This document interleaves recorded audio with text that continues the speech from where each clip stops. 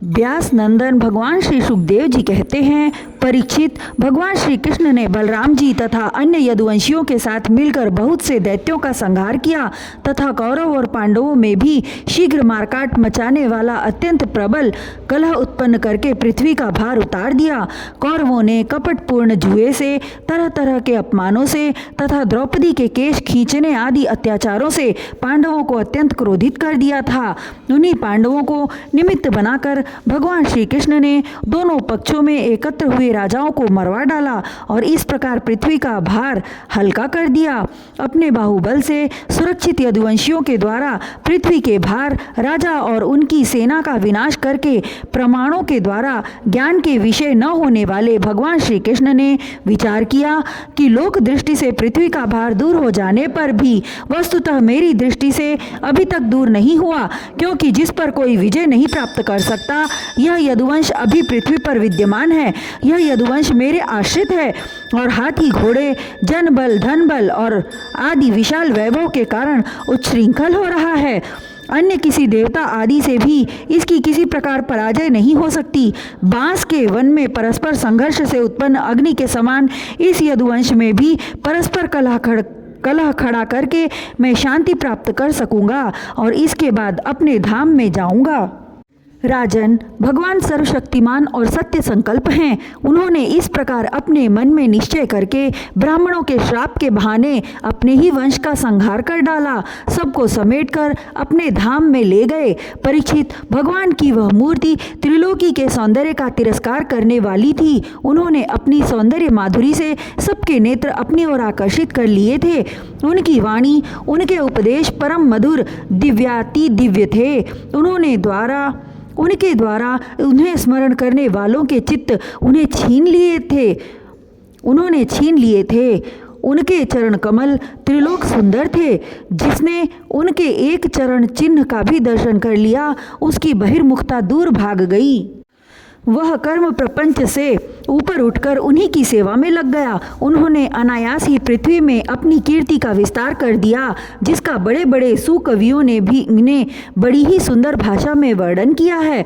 वह इसलिए कि मेरे चले जाने के बाद लोग मेरी इस कीर्ति का गान, श्रवण और स्मरण करके इस अज्ञान रूपी अंधकार से सुगमतया पार हो जाएंगे। इसके बाद परम ऐश्वर्यशाली भगवान श्री कृष्ण ने अपने धाम को प्रयाण किया। राजा परीक्षित ने पूछा, भगवान, यदुवंशी बड़े ब्राह्मण भक्त थे, उनमें बड़ी उदारता भी थी और वे अपने कुल वृद्धों की नित्य निरंतर सेवा करने वाले थे। सबसे बड़ी बात तो यह थी कि उनका चित्त भगवान श्री कृष्ण में लगा रहता था। फिर उनसे ब्राह्मणों का अपराध कैसे बन गया और क्यों ब्राह्मणों ने उन्हें शाप दिया? भगवान के परम प्रेमी विप्रवर, उस शाप का कारण क्या था तथा क्या स्वरूप था? समस्त यदुवंशियों के आत्मा, स्वामी और प्रियतम एकमात्र भगवान श्री कृष्ण ही थे। फिर उनमें फूट कैसे हुई? दूसरी दृष्टि से देखें तो वे सब ऋषि अद्वैतदर्शी थे। फिर उनको ऐसी भेद दृष्टि कैसे हुई? यह सब आप कृपा करके मुझे बतलाइए।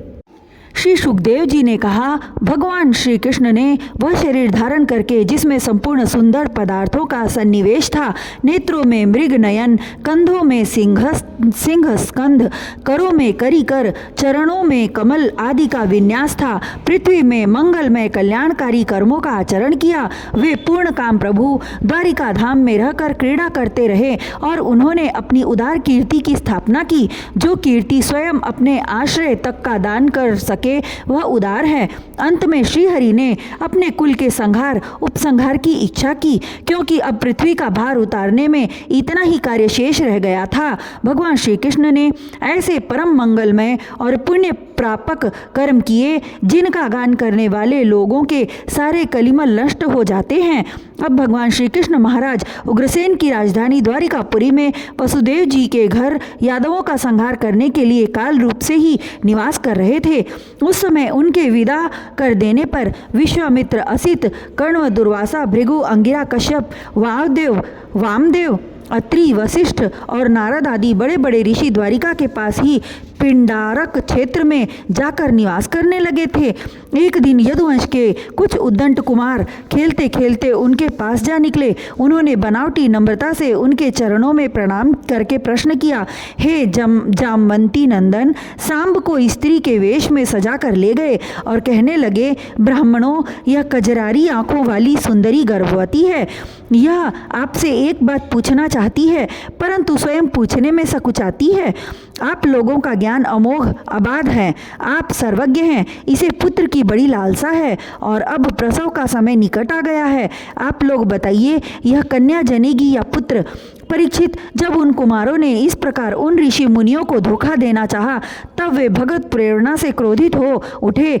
उन्होंने कहा, मूर्खों, यह एक ऐसा मूसल पैदा करेगी जो तुम्हारे कुल का नाश करने वाला होगा।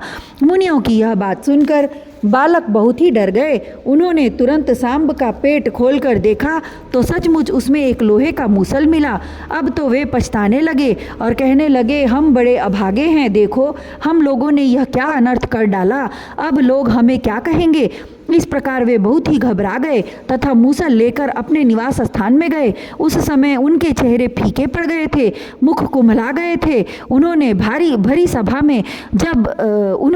सभा में सब यादवों के सामने ले जाकर वह मूसल रख दिया और राजा उग्रसेन से सारी घटना कह सुनाई। राजन, जब सब लोगों ने ब्राह्मणों के शाप की बात सुनी और अपनी आंखों से उस मूसल को देखा, तब सब के सब द्वारिकावासी विस्मित और भयभीत हो गए, क्योंकि वे जानते थे कि ब्राह्मणों का शाप कभी झूठा नहीं होता। यदुराज उग्रसेन ने उस मूसल को चुरा करा डाला और उस चूरे तथा लोह के बचे हुए छोटे टुकड़े को समुद्र में फेंकवा दिया। इसके संबंध में उन्होंने भगवान श्री कृष्ण से कोई सलाह न ली, ऐसी ही उनकी प्रेरणा थी। परीक्षित, उस लोहे के टुकड़े को एक मछली निगल गई और चूरा तरंगों के साथ बह बहकर समुद्र के किनारे आ लगा। वह थोड़े दिनों में एरक बिना गांठ की एक घास के रूप में उग आया। मछली मारने वाले मछुओं ने समुद्र में दूसरी मछलियों के साथ उस मछली को भी पकड़ लिया। उसके पेट में जो लोहे का टुकड़ा था, उसको जरा नामक व्याध ने अपने वाण के नोक में लगा लिया। भगवान सब कुछ जानते थे, वे इस शाप को उलट भी सकते थे, फिर भी उन्होंने ऐसा करना उचित न समझा। काल रूपधारी प्रभु ने ब्राह्मणों के शाप का अनुमोदन ही किया।